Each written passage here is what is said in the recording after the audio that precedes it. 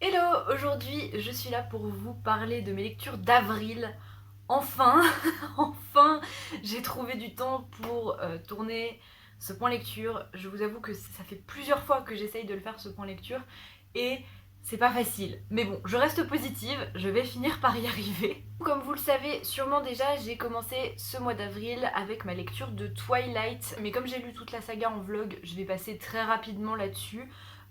C'était une saga que j'avais envie de lire depuis très longtemps parce que j'avais lu le premier tome quand j'avais genre 11 ans. Ensuite j'ai vu les films plus tard, plusieurs fois, etc. Mais sans être vraiment fan de cette saga, c'est une saga à laquelle je me suis toujours attachée. C'est des personnages que je connais depuis longtemps et auxquels je suis attachée. Et du coup, ça faisait un moment que je voulais lire le reste de la saga. Du coup, je suis très contente de les avoir enfin lus.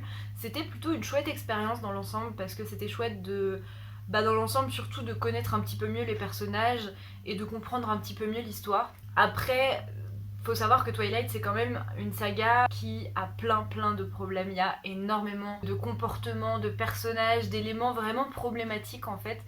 Et c'est pour ça que c'est pas une saga que je conseillerais, c'est vraiment pas une lecture que je conseille à tout le monde.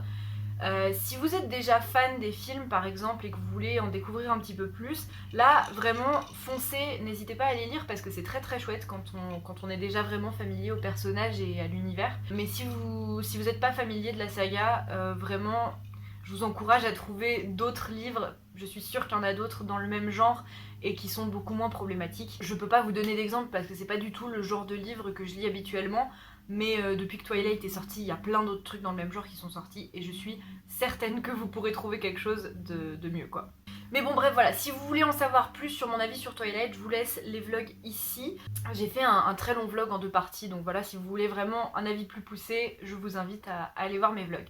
Du coup, après être resté 2 semaines la tête complètement dans Twilight, à lire les livres, à regarder les films, etc., j'en pouvais plus trop, hein. Je commençais à en avoir vraiment marre et en fait j'avais besoin de changement, mais surtout j'avais besoin d'une lecture un peu de transition parce que je voulais pas me replonger directement dans un monde développé, dans un univers vraiment de fantasy qui me demande pas trop d'investissement, voilà. Du coup j'ai choisi un petit livre, je me suis tournée vers Entremonde de Neil Gaiman et Michael Reeves.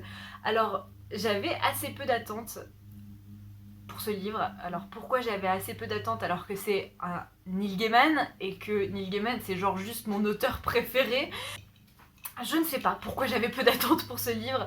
Je pense que c'est surtout ce que je savais du résumé. Je pensais que ça allait être une petite histoire assez basique et sans trop de surprise on va dire, un truc assez attendu. Et je me suis bien trompée. Du coup, que nous dit le résumé de la quatrième? C'est une histoire en fait où on va suivre Joey, qui est un adolescent assez lambda en fait, il a 15 ans, voilà, et sa seule vraie particularité c'est qu'il a aucun sens de l'orientation, mais genre zéro. Et un jour, avec son lycée, il va participer à une course d'orientation, donc vous imaginez bien qu'il va se perdre, mais il va pas seulement se perdre dans les rues de sa ville, en fait, en se perdant, il va se rendre compte qu'il est passé dans un autre monde où les choses sont un petit peu différentes. Ça ressemble beaucoup à sa vie actuelle, mais il y a quelques petites différences qui l'interpellent.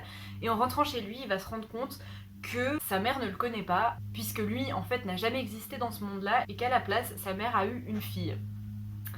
Donc, ça avait l'air déjà très bien comme ça. Mais voilà, je m'attendais à une petite histoire où Joey allait essayer de trouver un moyen pour rentrer chez lui et qu'on allait s'arrêter là en fait. Mais je me trouvais à des kilomètres en fait de ce qu'est réellement ce livre parce qu'on s'est lancé dans quelque chose de beaucoup plus vaste, de beaucoup plus gros, alors que le livre est tout petit. Bon, il fait 200 pages, mais je crois que mon édition a vraiment des pages fines et du coup il a vraiment l'air tout petit.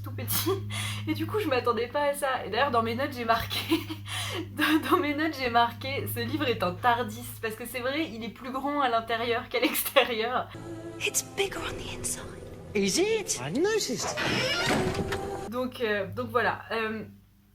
Le truc, c'est que je savais pas trop comment vous en parler, si je devais vous en dire plus ou pas, parce que ce qui a fait que j'ai autant aimé cette lecture, c'est en partie le fait que j'ai été très surprise par ça. Donc je me dis, ceux qui veulent pas en savoir plus, je vous mets un timecode ici. Et rendez-vous à ce timecode là si jamais vous voulez pas en savoir plus sur le livre. Et pour les autres, si vous voulez en savoir un petit peu plus sur l'histoire, je vais vous raconter tout ça. Du coup, donc Joey, quand il va se retrouver dans ce genre de monde parallèle, il va aussi se rendre compte qu'il est plus ou moins suivi par plusieurs personnes, il sait pas ce que c'est, il va s'enfuir. Il va retraverser encore un monde, encore un autre, puis il va finir par se faire capturer par des gens qui visiblement maîtrisent la magie. Il est complètement perdu, il sait pas qui sont ces gens, il sait pas pourquoi ils l'ont capturé lui. Mais il y a quelqu'un qui va venir le sauver et qui va lui expliquer que c'est un marcheur et qui peut donc marcher entre les mondes parallèles. Et du coup, il va l'emmener dans l'entremonde, qui est un lieu safe pour lui, où en fait il y a tous les gens qui sont comme lui. Parce que Joey, dans son monde à lui, c'est le seul au monde à pouvoir marcher entre les mondes, si vous voulez. C'est le seul qui a ce don-là. Mais comme il existe une infinité de mondes parallèles, eh ben il existe une infinité de versions de Joey qui sont parfois très similaires à lui et qui parfois n'ont rien à voir avec lui, mais vraiment il y en a énormément. Et tous ces gens-là, eh ben, ils ont le don de marcher entre les mondes et ils se trouvent dans l'entremonde pour être formés à être des marcheurs et à se défendre contre ceux qui leur veulent du mal, etc. etc. Et vraiment, on a un univers ultra complet, on a beaucoup de personnages qui sont très développés, parce qu'il y a des idées super intéressantes dans cet univers, par exemple le fait qu'il y a une infinité de mondes qui oscille en fait entre la technologie et la magie. Donc on va avoir un univers où la SF et la fantasy se mélangent et se rencontrent. Et j'ai adoré ça parce que c'est vraiment, je pense que ça doit exister dans d'autres livres, mais c'est vraiment quelque chose que pour l'instant j'ai vu nulle part ailleurs, il me semble. Un truc où vraiment la SF pure et la magie pure se rencontrent. Et vraiment j'ai adoré. Et donc il y a des mondes qui sont complètement technologiques et des mondes qui sont complètement magiques. Et en fait, il y a tout un spectre comme ça de mondes qui sont soit plus tournés vers la technologie, soit plus vers la magie. Et au centre, il y a des mondes assez basiques, un petit peu comme le nôtre, qui sont plus ou moins tournés vers de la technologie, mais pas encore très avancés. Enfin voilà. Et du coup, comme je vous le disais, il y a une infinité de Joey, qui ne s'appelle pas Joey évidemment, mais du coup une infinité de personnages qui sont des versions différentes de Joey, mais qui sont des personnages trop intéressants. On va vraiment avoir de tout, plein d'univers justement qui vont se mélanger, plein de péripéties, vraiment c'est trop trop bien. Bref, du coup je retourne avec ceux qui n'ont pas voulu se faire spoiler entre guillemets. En fait dans ce livre j'ai découvert tout un univers incroyable et j'ai vraiment envie que plus de monde lise ce livre parce qu'il est trop trop trop trop trop bien. J'ai vraiment beaucoup aimé, je me suis beaucoup attachée au personnage alors que le livre est quand même assez court et j'ai été très surprise par ça parce que en si peu de pages, les auteurs ont réussi à vraiment plutôt bien développer le monde, développer les personnages principaux et même des personnages un peu plus secondaires auxquels j'ai eu le temps de m'attacher et tout ça.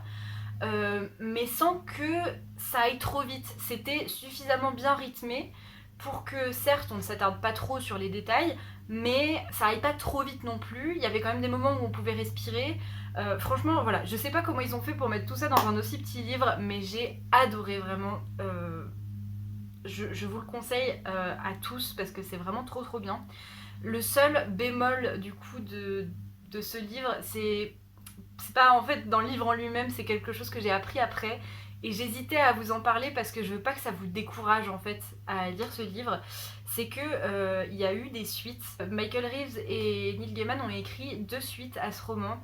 Et malheureusement, elles n'ont jamais été traduites en français. Alors quand j'ai appris ça, j'étais très très triste, vous imaginez bien, parce que franchement, j'aurais trop aimé pouvoir lire les suites. J'espère un jour pouvoir les lire, franchement. J'aimerais trop, mais bon voilà, elles n'ont jamais été traduites pour l'instant. Après, il faut pas que ça vous décourage de lire ce livre parce que quand on le termine, certes on se dit que les personnages vont vivre leur vie et d'autres aventures et tout ça, mais je trouve que ça se termine bien, ça pourrait très bien marcher en one shot en fait. Donc voilà, c'est dommage qu'on n'ait pas accès aux suites, mais lisez-le quand même parce qu'il est trop bien.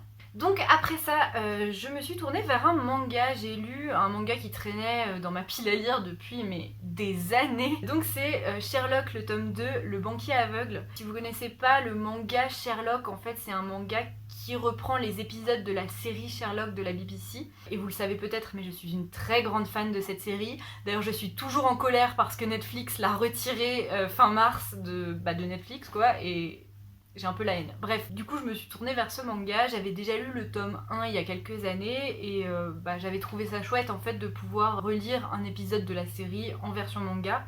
D'autant plus que les dessins sont plutôt jolis et ils sont assez fidèles en fait aux acteurs et aux personnages qu'on retrouve dans la série. Après, comme le manga est vraiment un copier-coller de l'épisode, avec des détails en moins évidemment parce qu'on peut pas tout mettre, hein. C'est assez chouette quand on est fan, mais ça présente assez peu d'intérêt au final parce que quitte à choisir entre les deux, je préfère regarder la série, quoi. Donc voilà, c'est plutôt cool, mais ça présente très peu d'intérêt. D'autant plus que moi, si j'aime autant cette série, c'est aussi pour les acteurs et pour les détails. Donc c'est quelque chose qu'on va pas retrouver vraiment dans le manga, même s'il est très bien exécuté. Ça peut être une jolie collection pour quelqu'un qui est vraiment fan de la série, mais moi je pense pas que je vais acheter les autres tomes du manga parce que c'est un manga qui coûte quand même assez cher. Ça doit être dans les 11-12 € le tome. Donc voilà, ça fait un peu cher pour relire quelque chose qu'on connaît déjà. Et je pense que pour ceux qui sont pas fans de la série, ça présente pas beaucoup d'intérêt non plus parce que je sais pas ce que ça vaut en fait.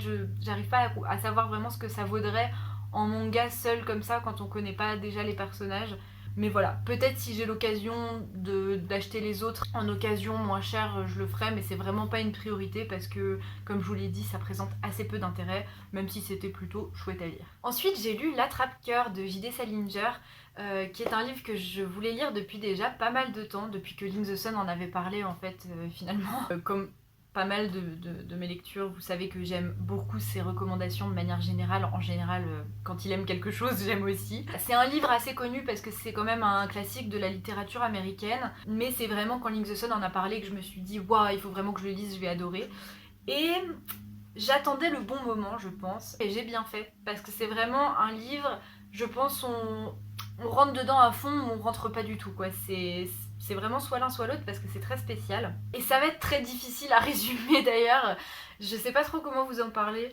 En gros, ça se passe à la fin des années 40, début des années 50. Je crois que ça se passe en 48, quelque chose comme ça. À New York, on va suivre un adolescent qui a 16 ans et qui est pas mal paumé dans sa vie en fait. C'est la 3e fois qu'il change de lycée.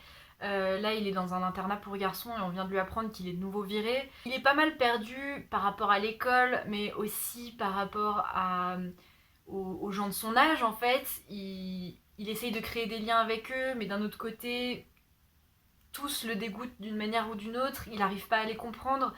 Il est complètement déconnecté aussi de la société, il trouve pas sa place, mais en même temps, il a pas vraiment envie d'avoir une place dans une société comme ça. Il est perdu par rapport à beaucoup de choses, même par rapport à lui-même en fait, parce qu'il est vraiment très déconnecté de ce qui se passe autour de lui, mais de ce qu'il ressent lui-même. En tant que lecteur, on arrive à peu près à comprendre par où il passe et qu'est-ce qu'il cherche, pas tout le temps, mais la plupart du temps, ou qu'est-ce qu'il ressent pour telle personne ou telle personne, mais lui n'arrive pas à le comprendre en fait, et voilà, en fait on va suivre donc ce garçon pendant 3 jours, et ça va être un petit peu une errance, ça se passe en très peu de temps, mais on va vraiment être dans sa tête. D'ailleurs c'est narré à la première personne, et c'est vraiment comme si lui parlait, donc c'est assez spécial à lire, parce que c'est vraiment comme si un ado des années 50 parlait.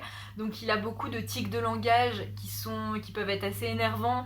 Il a beaucoup voilà, il a une façon de parler très particulière et très à lui, ce qui rend la chose assez réaliste du coup. Et en fait, à travers ses pensées et à travers ces 3 jours, on va comprendre en fait qui il est et qu'est-ce qu'il traverse, et on va brosser un portrait de ce gamin. Je vous dis, c'est assez compliqué à résumer parce que voilà, ça se passe en très peu de temps, mais on va vraiment en apprendre sur toute sa vie. Moi j'ai adoré, j'ai complètement accroché. J'ai trouvé que c'était vraiment facile de s'identifier à ce par quoi il passait. Je sais pas si c'est clair ce que je dis, parce que bah voilà, c'est un adolescent qui est paumé et qui comprend pas ce qui lui arrive et qui comprend pas le monde. Il essaye d'avoir des connexions avec des gens, mais en même temps il a pas envie. Enfin, je vous dis, c'est assez compliqué à expliquer, mais une fois qu'on est dedans, une fois qu'on le lit, même si le personnage est assez insupportable parce que il a pas mal de haine renfermée, enfin pas vraiment de la haine, mais ouais, il a des énergies que lui-même ne comprend pas et ça peut être dur parfois à suivre, d'autant plus qu'on va aborder des thèmes assez graves comme la prostitution, la mort, je sais plus. Ça commence à faire un moment que je l'ai lu, je sais plus exactement de quoi on va parler, mais voilà. C'est pas joyeux, mais une fois qu'on est dedans, c'est ultra addictif. Vraiment, j'arrivais pas à m'arrêter, je le lisais tout le temps et du coup, je l'ai lu très très vite. Voilà, on a envie de savoir ce qui va lui arriver. Il y a un truc, c'est que comme ce truc, c'est un peu une espèce d'errance sur 3 jours, comme je vous l'ai dit, on sait pas vraiment où ça va. À tout moment, en fait, ça pourrait se finir de toutes les manières possibles. J'ai pas envie d'en dire trop, mais voilà, on sait pas où ça va et il y a des moments où c'est vraiment inquiétant, on sait pas où est-ce qu'on va finir, on sait pas comment ça va finir. Voilà, bah voilà, justement, ça prend vraiment au cœur en fait, parce que moi je me suis vraiment beaucoup mis à sa place. J'ai pas forcément eu les mêmes comportements exactement que lui à son âge, mais j'ai ressenti beaucoup de choses euh, pareilles. Il y a encore des choses qui dit ressentir et auquel je peux m'identifier en fait, même si ça s'est beaucoup estompé en grandissant. Mais voilà, ça m'a vraiment touchée très personnellement et c'est pour ça je pense que c'est vraiment difficile à expliquer. Et du coup voilà, je vous le conseille vraiment, j'ai vraiment beaucoup aimé ce livre. Après je pense que voilà, encore une fois, soit on n'adhère pas, mais on peut pas le savoir à l'avance. Il faut vraiment se plonger dedans pour voir si on va aimer ou pas. Je pense que même les gens qui n'aiment pas peuvent être touchés par cette histoire et par ce gamin qui essaye juste de vivre en fait sans vraiment comprendre comment on fait. Je saurais pas l'expliquer mieux que ça. Je vous laisserai du coup le découvrir si vous ne le connaissez pas encore. Et du coup j'ai terminé le mois d'avril en faisant une lecture mais merveilleuse. Je vous en ai déjà un petit peu parlé dans mon dernier vlog. J'ai lu La mer sans étoiles de Erin Morgenstern. Morgenstern, je crois que c'est ça son nom de famille. Ça a été vraiment ma meilleure lecture du mois, je pense. Pourtant, j'ai fait d'autres très bonnes lectures ce mois-ci, mais ça a tout dépassé. J'ai adoré ce roman. C'est vraiment un gros coup de cœur. Vraiment, j'ai adoré. Alors du coup, La mer sans étoiles, de quoi ça parle? En fait, dans ce livre, on va retrouver Zachary, qui est un étudiant, il a quoi, 24-25 ans. Il est en train de préparer sa thèse. Enfin voilà, il vit sa vie d'étudiant. Il est étudiant en jeux vidéo, il me semble. Parfois, il se demande s'il aurait pas dû choisir une voie un peu plus littéraire, mais il est quand même passionné de jeux vidéo, il sait pas, enfin bref, du coup voilà, il passe la plupart de son temps à la bibliothèque de son université. Et c'est dans cette bibliothèque qu'il va tomber sur un livre qui va beaucoup l'intriguer. Parce que c'est un livre sans auteur. Et c'est un livre assez déconcertant. Parce que dedans, on va y raconter plusieurs histoires qui sont plus ou moins liées aux autres. Il n'arrive pas à comprendre si c'est vraiment un roman assez décousu ou si c'est des nouvelles. Mais ce qui va le plus l'intriguer, c'est que dans ce livre, il y a une scène de son enfance qui est racontée, de sa vie à lui, quelque chose qu'il a vécu tout seul et qu'il n'a jamais raconté à personne. Et voilà, il va retrouver ça dans un livre qui a priori est bien plus vieux que lui-même. Et ça va beaucoup l'intriguer, vous imaginez bien. Donc il va emprunter ce livre et il va commencer un petit peu à rechercher d'où vient ce livre, comment c'est arrivé là et tout ça. Et en cherchant des explications, il va tomber dans un monde complètement fantastique.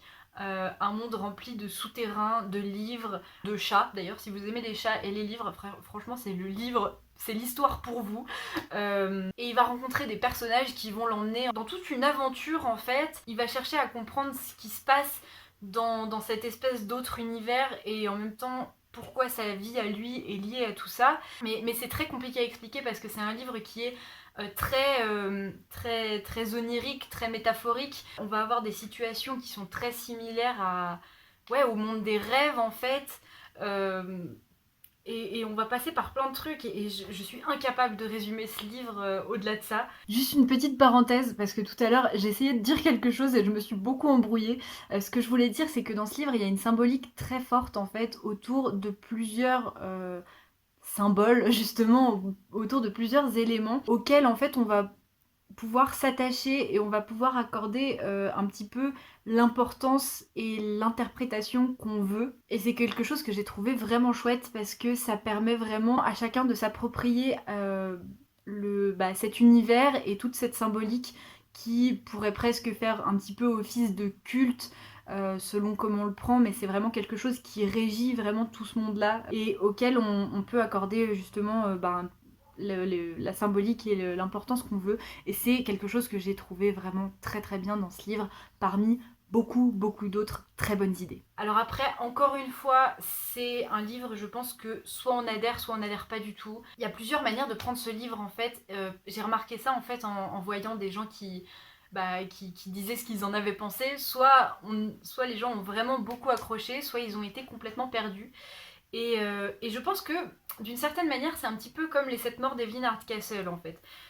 Il faut y rentrer en faisant confiance au livre et en se laissant porter et sans essayer de tout comprendre, sans essayer de tout retenir parce qu'il y a énormément de métaphores, il y a énormément d'éléments qu'on va pas comprendre tout de suite mais qu'on va comprendre beaucoup plus tard dans le livre. Seulement, c'est pas la peine de les retenir par cœur, ces éléments, et d'essayer tout le temps d'essayer de résoudre un mystère ou quoi, parce que c'est vraiment pas le sujet, en fait. Je pense que plus on essaie de comprendre, plus on se braque et plus on est perdu, alors que si on laisse les éléments s'écouler et qu'on fait confiance au livre, on se laisse embarquer et là les éléments vont se mettre en place en fait d'eux-mêmes. Il faut vraiment faire confiance au livre et se laisser aller. Alors bien sûr c'est pas un truc qui plaît à tout le monde, mais je vous encourage vraiment à découvrir ce livre parce que je suis assez persuadée que si on le prend de la bonne manière et dans le bon esprit, on peut vraiment adhérer, surtout si vous êtes fan de lecture et surtout de lecture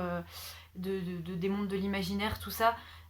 Si c'est vraiment votre élément, je pense que ça peut vraiment vous parler. Donc voilà, comme vous l'aurez compris, j'ai vraiment beaucoup adhéré à cet univers, à son fonctionnement, à toutes ces belles images, à tout ce côté vraiment très poétique encore une fois. Mais en plus de ça, dans ce livre, il y a plusieurs histoires d'amour assez différentes. Mais il y a surtout une romance, disons la principale, à laquelle j'ai vraiment adhéré, mais du début à la fin. C'était ma passion, c'est vraiment...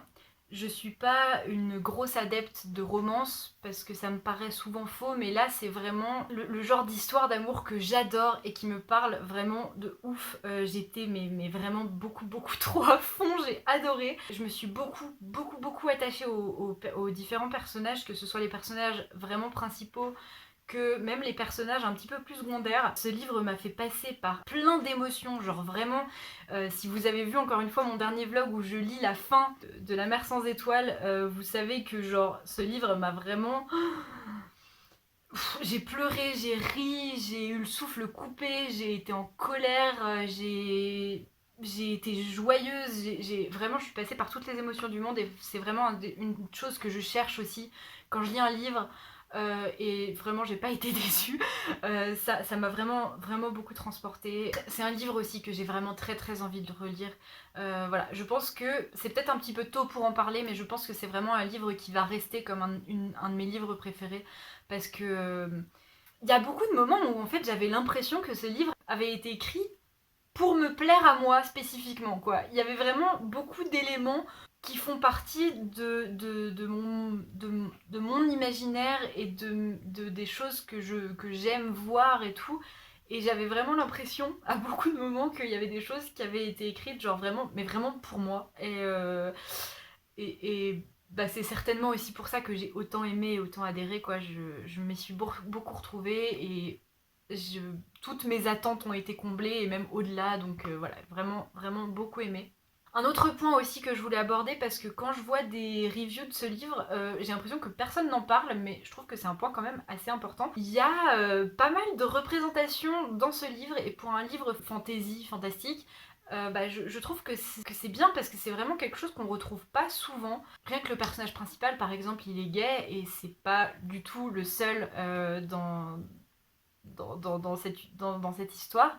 Il y a aussi pas mal de représentations ethniques, je sais pas si ça se dit comme ça, mais la plupart des personnages principaux ne sont pas blancs et ça change, ça fait plaisir. Alors c'est pas un Own Voices parce que l'autrice est blanche, mais c'est déjà pas mal. Alors je sais qu'il faudrait privilégier des auteurs qui sont eux-mêmes racisés, mais voilà, c'est déjà pas mal. Et surtout, voilà, comme je vous disais, le personnage principal, il est gay, il est noir, mais il n'est pas un cliché de lui-même et disons son personnage n'est pas centré autour de ça et c'est vraiment quelque chose qui fait du bien de voir ça, je trouve, parce que c'est quelque chose que je retrouve vraiment pas assez souvent dans mes lectures et voilà, je voulais en parler parce que je trouve que c'est important. Vous aurez compris que j'ai vraiment énormément aimé cette lecture. D'ailleurs, dans l'ensemble, j'ai plutôt fait 2 bonnes lectures au mois d'avril, j'en suis très contente. Les 3 que je vous recommanderais le plus du coup, c'est évidemment Entremonde, L'Attrape-Cœur et La Mer sans étoiles, qui ont vraiment été 3 livres que j'ai adoré. Si jamais vous les avez lus, n'hésitez pas à me dire ce que vous en avez pensé. J'ai vraiment hâte de connaître votre avis et d'en discuter avec vous en commentaire. Et en attendant la prochaine vidéo, je vous souhaite de très belles lectures. Bye! J'ai réussi! Oui! C'est genre la 6e fois que je le fais sans lecture. And darkness is all you can see.